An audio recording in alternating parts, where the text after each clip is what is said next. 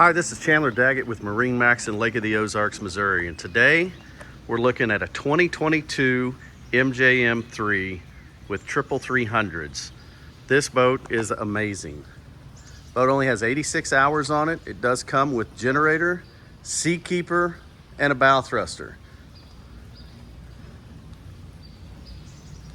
It's unique, but it's perfectly suited to handle Lake of the Ozarks. As you can see, you can close up the pilot house or you can open all the windows and turn it into a large bow rider. We are going to get a better video for you, but I wanted to give you guys a quick look at the boat. Fresh listing, just got it in. Give me a call at 573-480-4549. Let's take a look at this fantastic MJM3. Only one of its kind here on Lake of the Ozarks.